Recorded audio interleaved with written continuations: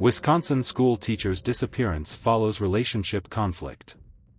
On the evening of May 20, 2016, 31-year-old Nicole Vander Heiden left her home in Green Bay, Wisconsin to go out for a night of fun with her boyfriend Doug Diedrich and a group of their friends. Nicole was a beloved elementary school teacher and the mother of 3 children, 2 from a previous marriage and an infant son with Doug.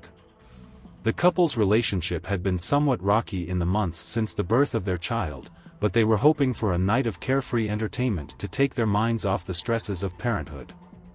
Around 8 p.m., the group arrived at a local bar called the Watering Hole, where they planned to see a concert by the glam metal band Steel Panther. By all accounts, the early part of the evening was filled with laughter and good cheer as the friends caught up and enjoyed the music. However, as the night wore on, tensions began to rise between Nicole and Doug. According to Doug's later recollection, the couple had a heated argument at some point, with Nicole becoming increasingly upset and irrational. Around 11:30 p.m., Nicole stormed out of the Watering Hole, leaving her friends behind. Doug and another friend tried to locate her, but were unable to find where she had gone. Nicole's friends eventually decided to move their party to another bar called the Sardine Can, with the intention of waiting for Nicole there. When Doug and the other friend arrived at the Sardine Can about an hour later, Nicole was nowhere to be found. They stayed and had a few more drinks, but Nicole never showed up. At around 2:15 a.m., Doug and the friend finally left the Sardine Can and went back to Doug and Nicole's house, only to find that Nicole still had not returned home. Worried but not yet panicked, Doug went to bed, assuming Nicole would show up eventually after cooling off. But Nicole never came home. The next afternoon, around 1:54 p.m. on May 21, 2 teenage boys working in a farm field on Hoffman Road made a gruesome discovery: a woman's naked body, save for one sock and a wristband from the concert the night before. It was Nicole Vander Heiden, and she had been brutally murdered. When police officers arrived at the Vander Heiden Diedrich residence later that day to take a missing persons report from Doug, they immediately became suspicious. The responding officer noted that Doug looked pale and hungover when he answered the door, and she saw no visible signs of injury or defensive wounds on his hands. A search of the home uncovered more troubling evidence: possible bloodstains in the garage, and a length of black cord that matched the ligature used to strangle Nicole. Police took Doug's phone for analysis and questioned him extensively about the events of the previous night. At first, Doug's account seemed to line up with what his friends had reported: the argument at the Watering Hole, Nicole storming off, and him unsuccessfully trying to locate her afterwards.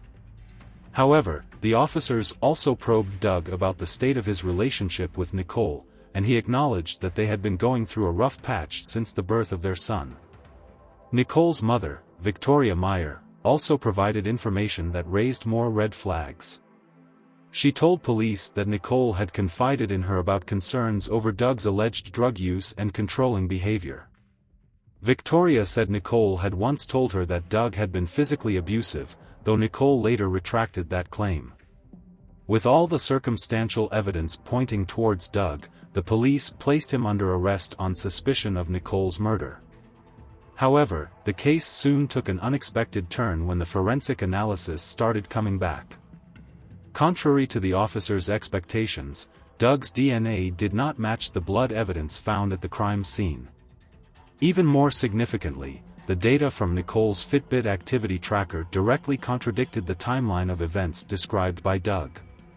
The Fitbit showed that during the early morning hours when Nicole was estimated to have been killed, Doug's movements were extremely limited, only 12 steps recorded between 3:10 a.m. and 6:10 a.m. This new information called the entire case against Doug into question.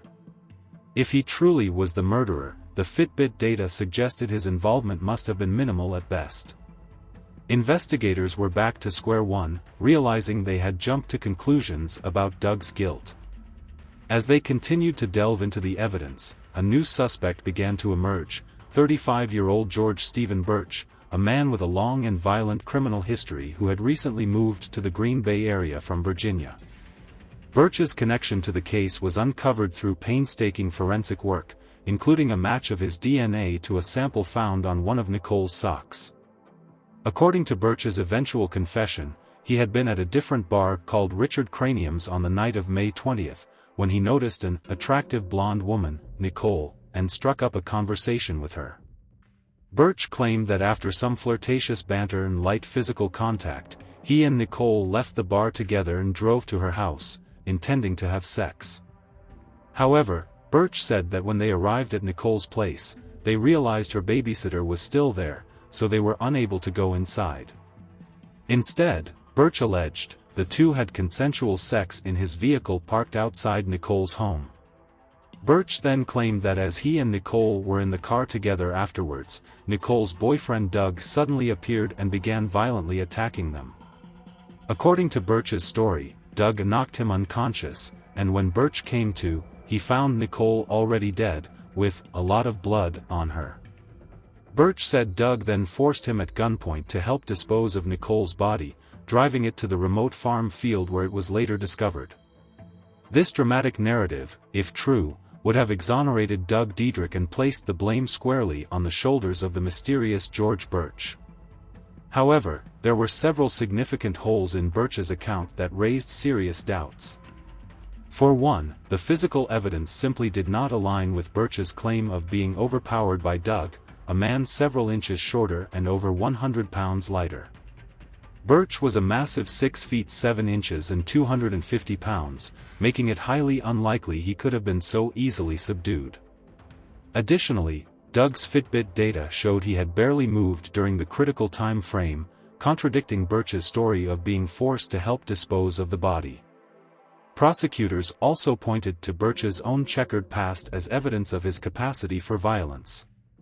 He had a long criminal record, including a previous murder charge, of which he was acquitted, and a suspended sentence for grand larceny. Birch's own internet search history revealed that in the days following Nicole's death, he had repeatedly searched for news coverage of the case, betraying a morbid fascination. As the investigation progressed, a darker and more plausible narrative emerged.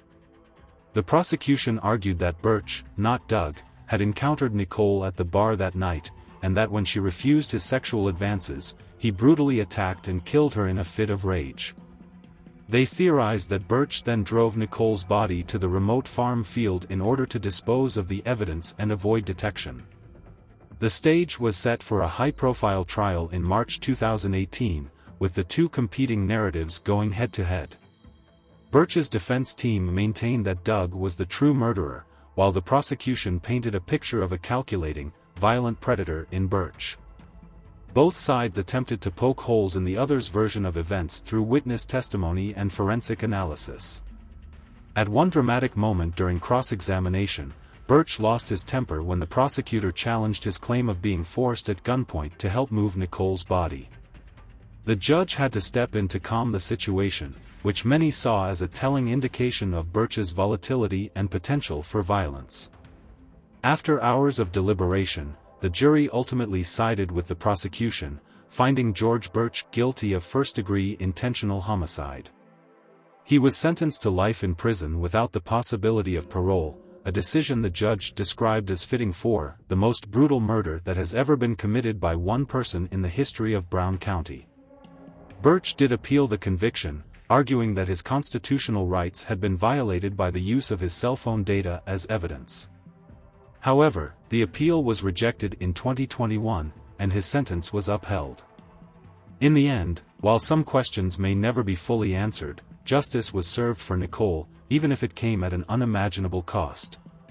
Her family, friends, and colleagues continue to mourn her senseless passing, taking solace in the knowledge that her killer will spend the rest of his life behind bars.